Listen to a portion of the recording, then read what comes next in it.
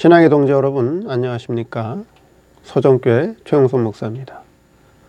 오늘 여러분과 함께 은혜를 나누고 싶은 말씀은 구약 성경 아가서 5장 10절로 12절 말씀입니다.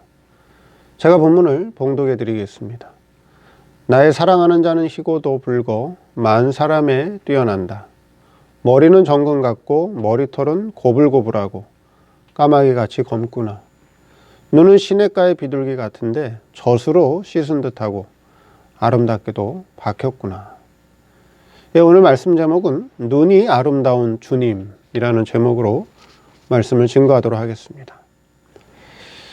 예, 아가서 5장 10절로 16절 말씀은 술라미 여인이 발견한 솔로몬 왕의 용모의 아름다움에 대해서 기록하고 있습니다. 술라미 여인이 솔로몬 왕의 용모의 아름다움에 대해서 묘사한 것은 아가서 5장 9절에 예루살렘 여자들이 아가 성도에게 너의 사랑하는 자가 남의 사랑하는 자보다 나은 것이 무엇이냐? 너의 사랑하는 자가 남의 사랑하는 자보다 나은 것이 무엇이기에 이같이 우리에게 부탁하느냐? 하고 묻는 질문에 술라미 여인이 10절에서 16절까지 술라미 여인이 발견한 솔로몬 왕의 아름다움에 대해서 묘사하고 있는 것이고요. 그것이 그대로 우리에게 신앙적으로 계시가 되어서 술라미 여인과 같은 특수 성도가 발견한 주님의 아름다움에 대해서 기록하고 있는 말씀과 같다는 의미죠. 지지난 시간에는 우리 주님은 피부가 아름답다. 10절 말씀에 두 번째 지난 시간에는 머리가 아름답다. 그렇게 말씀드렸고요. 오늘은 세 번째 시간으로 주님은 눈이 아름답다. 눈이 아름다운 주님. 오늘 본문 말씀을 통해서 우리에게 주시는 교훈이 무엇인가 한번 살펴보도록 하겠습니다. 첫째, 시냇가의 비둘기 눈 같다. 술라미 여인이 솔로몬 왕의 눈을 비유하기를 그 눈은 시냇가에 있는 비둘기 눈 같다. 그렇게 비유를 했습니다. 자, 시냇가라고 하는 것은, 그렇죠? 시냇가라고 하는 것은 물이 항상 흐르고 있는 곳이고 그 물은 마실 수 있는 물이죠. 그렇죠? 그럼 물이라고 하는 것이 성경에서는 어떻게 상징이 되고 있느냐 하는 것입니다. 우리 육신이 갈증을 느낄 때, 그렇죠? 우리 육신이 갈증을 느낄 때 물을 마시면 해갈이 되죠. 그리고 우리 손과 발이, 우리 몸이 더러울 때 물을 가지고 씻으면 깨끗해집니다. 그게 바로 물이라고 하는 것이죠. 그러면 성경의 물이라고 하는 것은, 특별히 시냇물이라고 하는 것은 진리를 상징합니다. 진리를 상징하죠. 우리 육신이, 우리 몸이 갈증을 느낄 때, 무엇인가 갈급할 때 물을 마시면 해갈이 되듯이, 그 갈증이 해소가 되듯이 우리 심령이 영적으로 갈급할 때, 영적으로 갈증을 느낄 때, 그 인생의 갈증을 느낄 때 그 영적인 해갈, 영적으로 갈급한 것을 해결해 주는 게 뭐냐? 그게 주님의 진리의 말씀이라고 하는 것이죠. 요한복음 4장의 수가성 여인과 같이 우리 인생은 항상 무엇인가 갈급해 있고 항상 무엇인가 갈증이 나 있는 인생이라고 하는 것이죠. 무엇인가 항상 부족하다는 거예요. 주님을 만나서 주님이 수가성 여인에게 뭘 줬죠? 생수의 강을 줬죠. 생수의 강. 생수를 주셨습니다. 그와 같이 시냇물이라고 하는 것, 시냇가라고 하는 것은 진리를 상징한다 하는 것이죠. 우리 죄를 씻어내고 우리의 잘못과 허물로 더러워진 우리의 심령을 깨끗이 씻어주는 것이 바로 주님의 진리의 말씀이라고 하는 것입니다. 시냇가에 비둘기 눈 같다 하는 거예요. 비둘기는 어떤 특징을 가지고 있다고 말씀드렸죠? 비둘기는 짝을 바꾸지 않는다. 짝을 바꾸지 않습니다. 신앙의 순결성을 지키는 것이 바로 비둘기입니다. 비둘기예요. 그럼 주님의 눈은 어떤 눈이라고요? 시냇가의 비둘기 눈과 같다. 진리를 깨우침 받고 진리를 통해서 누구만 바라봐요? 사랑하는 자만 바라본다는 거예요. 내 짝만 바라본다는 거예요. 술람이 여인만 바라보고 술람이 여인만 사랑한다는 거예요. 근데 오늘날 성도들은 주님도 사랑하고 뭐도 사랑해요? 주님도 사랑하고 돈도 사랑하고 주님도 사랑하고 권력도 사랑하고 주님도 사랑하고 명예도 사랑하고 때로는 주님보다 돈을 더 사랑하고 때로는 주님보다 취미를 더 사랑하고 때로는 주님보다 친구를 더 사랑하고 때로는 주님보다 세상적인 여흥을 더 사랑할 때가 많이 있지요. 그런데 우리 주님은 진리의 눈을 가지고 진리에 깨우침 받은 눈을 가지고 비둘기와 같이 순결한 사랑을 가지고 나를 사랑하는 술람이 여인만 사랑하고 있다라고 하는 것입니다. 짝을 바꾸지 않는다는 거예요. 짝을 바꾸지 않습니다. 부부가 서로 사랑하는데 남편은 누구만 사랑해야 돼요? 아내만 사랑해야 되고 아내는요? 당연히 남편만 사랑해야 되죠. 다른 여자를 사랑하고 다른 남자를 사랑하면 문제가 생기죠. 싸움이 생기고 불화가 생기고 갈등이 일어나고 대립과 마찰이 생기게 되죠. 때로는 이혼까지도 하게 되는 거죠. 그러면 안 되죠. 인간관계도 그러면 안 돼요. 부부 사이도 그러면 안 돼요. 남편만 사랑하고 자기 짝인 아내만 사랑해야 돼요. 신앙세계도 마찬가지라고 하는 거예요. 주님만 사랑해야 돼요. 주님만 바라봐야 돼요. 그러한 성도를 주님이 바라보고 사랑하고 계신다 하는 것을 술람이 여인이 깨달았다는 거예요. 그걸 깨달았다. 내가 사랑하는 내 주님은, 내가 사랑하는 솔로몬 왕은 나만 바라보고 나만 사랑하고 있구나. 그러니 어찌 내가 너희들에게 이 주님을 자랑하지 않을 수가 있겠느냐. 그렇죠? 우리 주님은, 우리 솔로몬 왕은 나만 사랑한다. 나만 바라본다. 나만 아껴준다. 나밖에 모른다. 그걸 발견했다는 거예요. 그것이 바로 주님의 눈은 시냇가에 있는 비둘기 눈과 같다 하는 것을 발견했다라고 하는 것입니다. 두 번째로, 근데 젖으로 씻은 듯하다. 젖으로 씻은 듯하다라고 하는 것은 젖으로 목욕했다, 젖으로 씻어냈다라고 하는 뜻이죠. 그 눈이 젖으로 씻은 듯하다, 그렇게 말씀하고 있습니다. 젖이라고 하는 것은 성경에 누가 먹는 양식이라고 되어 있지요? 성경에 젖은 어린아이, 갓난아이가 먹는 양식으로 되어 있습니다. 그렇죠? 어린아이, 갓난아이들이 이제 막 먹는 양식이 바로 젖입니다. 어린아이에게, 갓난아이에게, 그렇죠? 밥을 먹일 수가 없어요. 그들에게 빵을 줄 수도 없어요. 그들에게 고기도 줄 수 없어요. 갓난아이들에게는 반드시 엄마의 젖을 줘야 됩니다. 그 젖을 먹고 그 젖을 통해서 그 아이가 이제 자라나기 시작하는 거죠.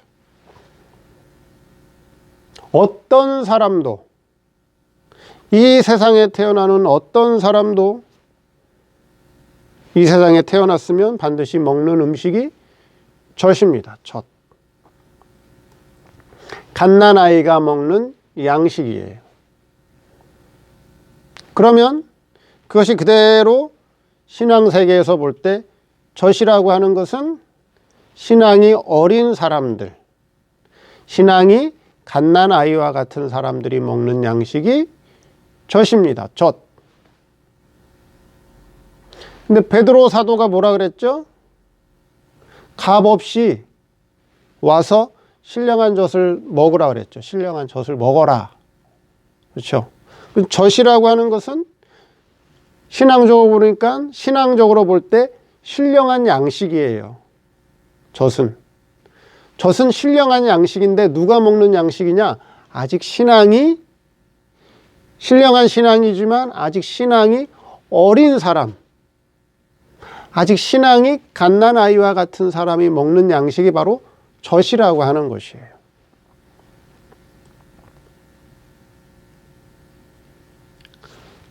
말씀드렸습니다. 신령한 신앙의 사람인데, 신령한 신앙에 속한 사람인데 신령한 신앙이지만 아직 신앙이 갓난아이와 같고 어린 사람들이 먹는 양식이 바로 젖이라고 하는 것이고요. 그 젖을 먹고 신앙이 장성해야 이제 뭘 먹어요? 밥을 먹고 빵을 먹고 고기를 먹고 단단한 식물을 먹는 것이죠. 그럼 젖이라고 하는 것은 뭐냐? 젖. 그렇죠? 어린아이가 먹는 양식인데, 갓난아이가 먹는 양식이 젖인데, 젖이라고 하는 것은 뭐냐? 신령한 신앙을 길러내는 신앙의 기본적인 양식, 신앙의 기초적인 양식을 젖이라고 한다 하는 것입니다. 자, 신령한 신앙에 들어왔어요. 신령한 신앙의 사람이 됐어요. 그러면 신령한 신앙의 사람, 신령한 신앙에 들어온 사람이 먹는 양식이 뭐냐? 가장 기본적으로 먹는 양식이 뭐냐? 젖이라는 거예요. 젖을 먹어야 된다라고 하는 거예요. 그 젖을 잘 먹어야 그 신앙이 자라나서 이제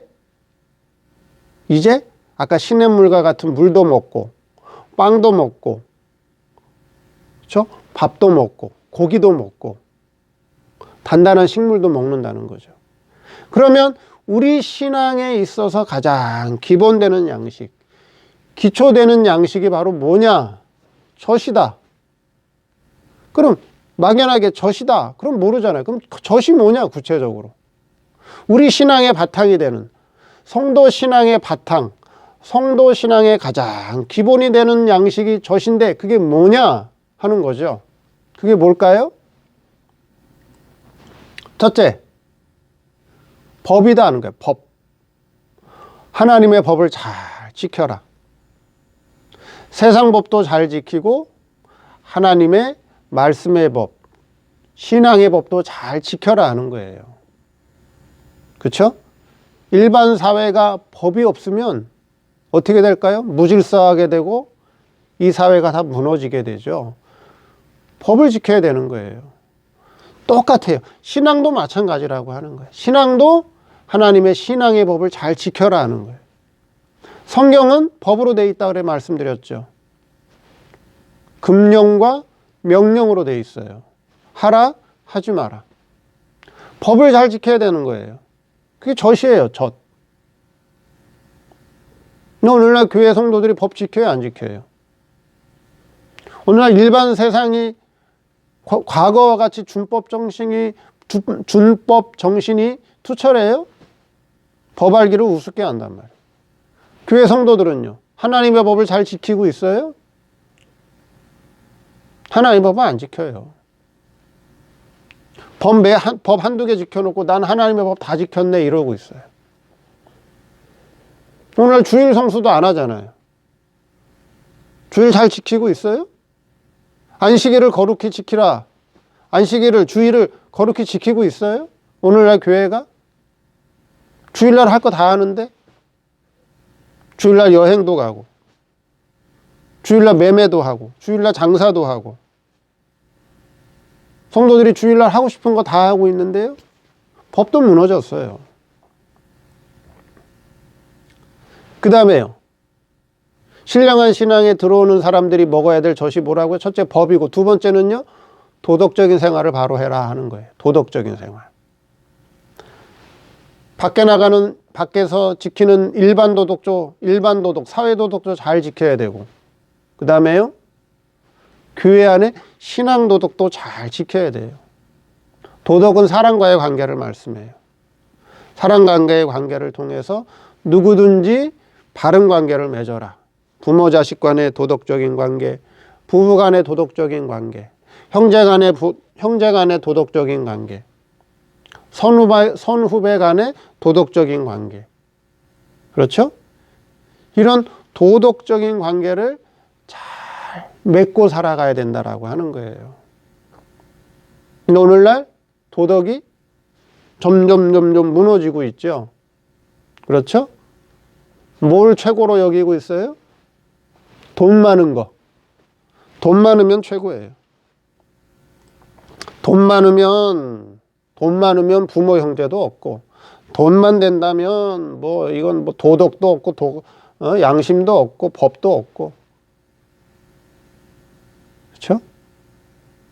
오늘날 도덕이 무너지고 있어요. 그러나 신앙의 사람들이라면, 믿음의 사람들이라면 도덕적인 생활을 반드시 잘 해라. 부모에게 해야 될 도덕적인 생활, 자녀에게 해야 될 도덕적인 생활, 형제 간의 도덕적인 생활, 부부 간의 도덕적인 생활도 잘 하고, 이웃과의 도덕적인 생활을 잘 하라는 거죠. 그래서 주님도 그랬죠. 하나님을 사랑하고 내 이웃을 내 몸과 같이 사랑하라. 도덕이에요, 도덕.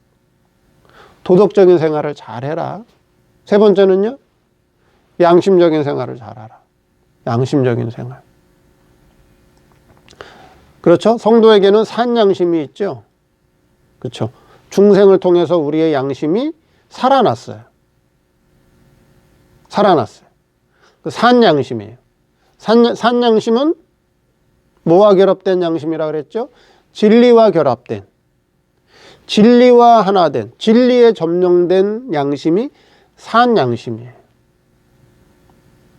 양심은 사람마다, 그쵸? 양심은 사람마다 다 달라요.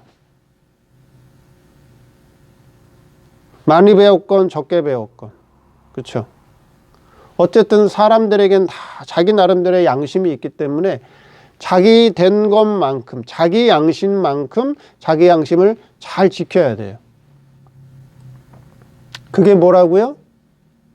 젖이에요, 젖. 신령한 신앙생활 하는 데 있어서 가장 기본적이고 기초적인 양식이 바로 젖이라고 하는 것입니다. 그럼 예수님의 눈은, 그쵸? 예수님의 눈은 뭐와 같아요? 이 법적인 면이나 도덕적인 면이나 양심적인 면이나 신령한 면에 있어서 깨끗하다는 거예요. 젖으로 씻은 듯하다 하는 거예요. 그렇죠? 그 가장 기본적인 신앙, 기초적인 신앙 위에서, 그렇죠? 시냇가의 비둘기 같단 말이에요. 시냇가의 비둘기. 거기에 진리를 깨달아서, 거기에 참 이치를 깨달아서 비둘기 눈과 같이 정결한 사랑, 정결한 신앙을 가지고 있다 하는 것을 지금 술라미 여인이 발견했다라고 하는 것입니다.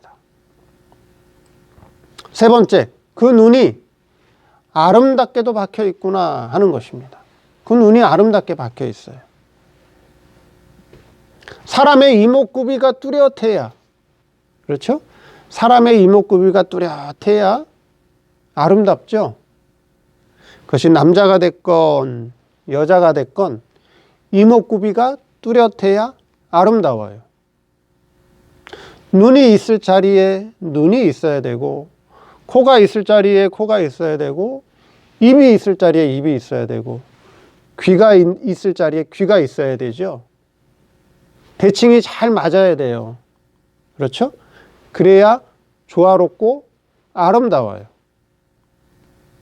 그래야 조화롭고 아름답단 말이에요. 근데 술라미 여인이 솔로몬 왕의 눈을 보니까, 이야, 참 그 얼굴에 가장 아름다운 곳에 잘도 박혀 있구나 하는 것을 발견했어요. 그걸 칭찬하고 있어요. 그럼 뭔 말이죠? 주님의 신앙의 인격이라고 하는 것은, 그렇죠? 주님의 그 신령한 눈으로 바라보고, 그 바라보는 그 신앙 세계를 통해서 주님의 모든 생활은 아름답다는 거예요. 아름답다는 거. 그 생활이 참 아름답다는 거예요. 신앙생활의 모든 기초, 신앙생활의 모든 기본이 바로 되어 있고, 법적인 생활, 도덕적인 생활, 양심적인 생활, 그렇죠? 그런 신앙의 기반이 잘 갖춰진 상태에서 시냇가의 비둘기 같이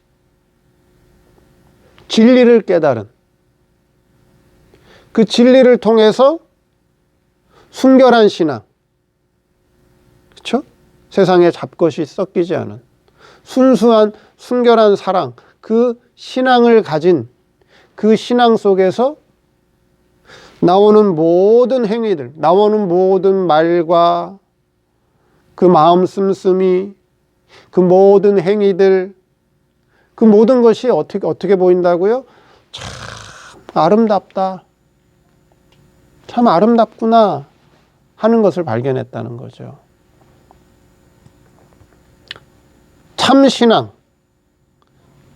참 신앙과 참 믿음이 들어간 성도들의 생활은 아름다운 생활이에요. 아름다운 생활. 아름답단 말이에요.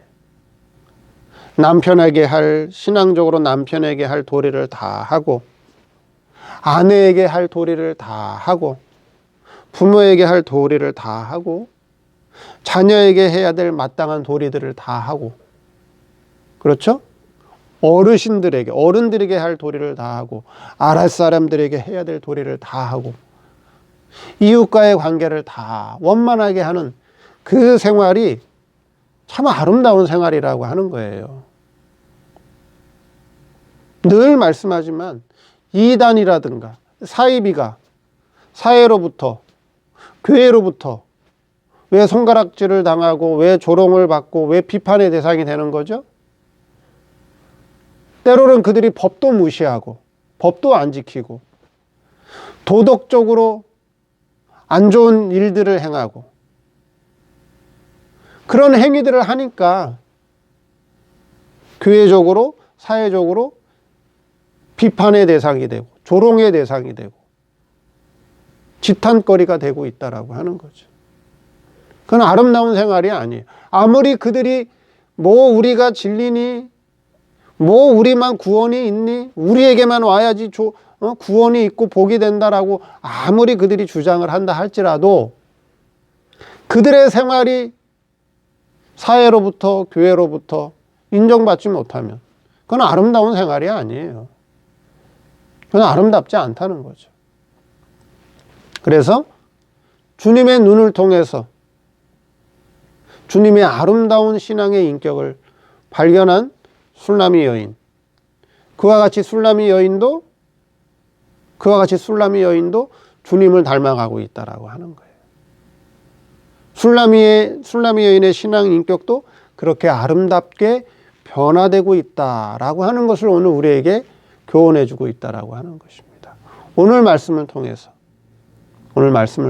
우리들도 아름다운 신앙의 눈을 가지고, 아름다운 신앙의 눈을 떠서 신령한 세계를 바라보고 아름다운 신앙생활, 그렇죠? 아름다운 신앙생활을 해나가는 저와 여러분 되기를 바랍니다. 감사합니다.